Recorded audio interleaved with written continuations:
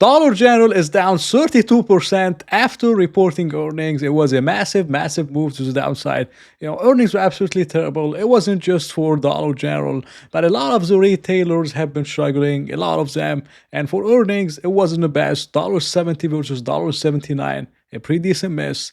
They also missed on revenue, and this is a stock I covered many times before. I was bearish on it, and it made a new low. And this is the thing with retail stocks. I mean, you really don't know what happens. You could just be fine, and the stock's going up 45%. Everything is great. Then something happens, and it makes another low. And that's how it is with a lot of these stocks. But for guidance was really the worst. And the same stores, it was 1 to 1.6 versus 2 to 2.7. And it wasn't good at all. Earnings per share was a disaster. At least Alta held up in earnings per share somewhat. This one is a disaster. 550 to 620 versus 680 to 755.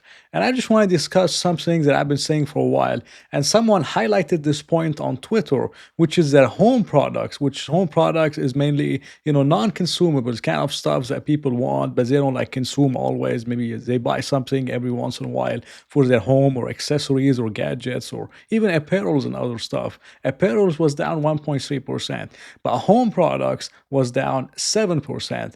And a lot of people used to go to these stores to buy stuff for around $5, $6, $2, $3, $4, $5, $6 stuff. And a lot of them right now are buying them on Temu because Temu has emerged. And a lot of them, they just buy them on Temu. So they don't really go to Dollar General, Dollar Tree anymore. They buy them from Temu. Now for consumables, it's up 6% for the company. But this is their lower margin items. The highest margin item is always the discretionary stuff. That's why Target suffered before. They used to sell a lot of the TVs and stuff much more than groceries. But this is where the margin is in the discretionary items, not in selling groceries and other kind of items and chocolate and stuff like Dollar General sell. And this is what's happening. Temu is also having a pretty decent effect on Dollar Tree, Dollar General, and all these things. But the worst part about it, which is what I discussed in my videos before, was the share buyback. The company and the stock hasn't been doing well, and the company has not purchased any stock, and it's not planning on purchasing any stock.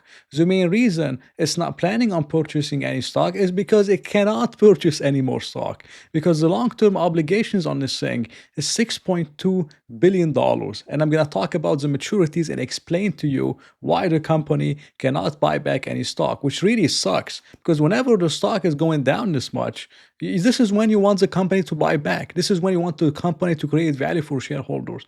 But this hasn't been the case because the company did leverage up before. They were using cash and using debt to buy stock at 52-week high. They've been buying stock for years from 2020, 2021. I could define this chart and show you over here. They've been buying stock every single year. But now is the time to be buying stock, and they can't really buy back stock as much as they want to because they have so much debt that they have to pay, and they do have dividend obligations. So dividend is a 2.8% dividend yield, one of its highest ever. It's pretty high, 2.8% dividend, and that comes up to around $517 million per year.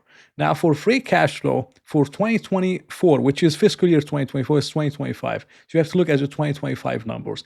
It's expected to be 1.4 billion, a massive rebound from 700 million. Also, I don't believe it because this is all estimates, and estimates have been optimistic. For the sake of the argument, I'm going to use this $1.4 billion. I'm going to just use 1.3 billion to illustrate a point.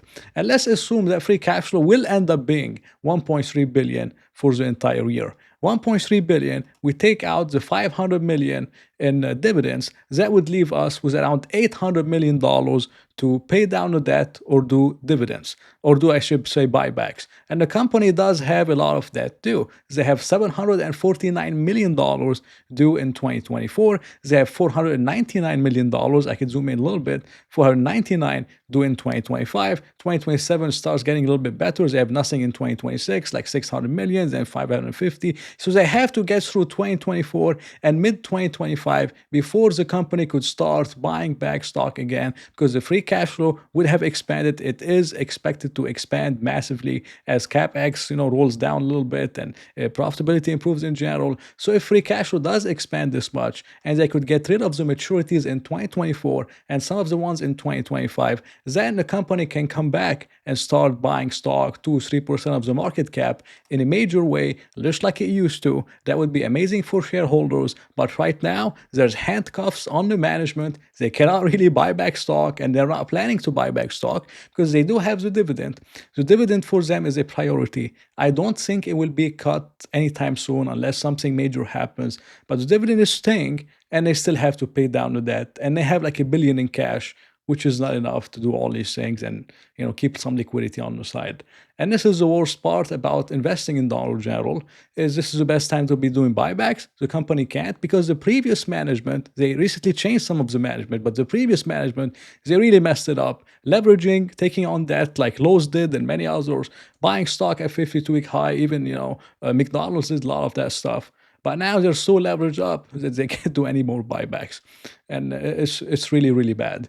And I just want to explain one point, which I'm going to go more into details in an upcoming video, which is called 5 Basic Mistakes or Valuation Mistakes Stock Market Beginners Make. And it's mainly around free cash flow. Because on my last video, I got some comments saying that I cannot say that the company could use the free cash flow to do dividends and do buybacks, because I'm not taking into consideration interest expense. What about interest expense? A lot of you told me interest expense is not included in the free cash flow. And I'm not sure what free cash flow you're using, but the first line on the free cash flow statement is literally net income. And net income is from the income statement. And in the income statement, there's interest expense. So net income is after interest expense. And the first line on the cash flow statement is net income. And they're not adding back interest expense. So how come interest expense is not included in free cash flow? It is included. Free cash flow is after interest expense. And it's the cash that's available for the company to use to do buybacks and do dividends and do whatever, pay down the debt and do whatever the company wants to do. Now, if you take the 550, which is the lower of their estimates, it's around 15 times earnings. So Dollar General right now is trading around, you say around 15 times earnings. And 15 times earnings, isn't really expensive at all. And there's a lot of estimates and things from the analysts, which they've been wrong so far. They've been wrong on all the retail stocks, and they're expecting a massive recovery from 642 to 1181. And if you take the 540, that's more than 100%, more than a double over the next 5 years in earnings per share. And this is really not bad at all. But this company does have a lot of debt.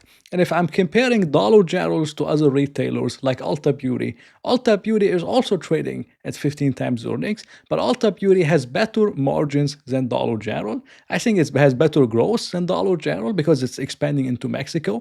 And Ulta Beauty has no debt and is currently buying back stock, versus Dollar General has a dividend. They have handcuffs on them and they cannot buy back stock before mid-2025. So for me, if you're a risk taker, I would say Dollar General looks fairly valued. If this is the bottom on earnings, then Dollar General looks fairly valued. But if I'm comparing it to other retailers in the market, it doesn't really make as much sense as a stock like Ulta Beauty, or a few more. I talked about Lululemon and a few others with decent growth.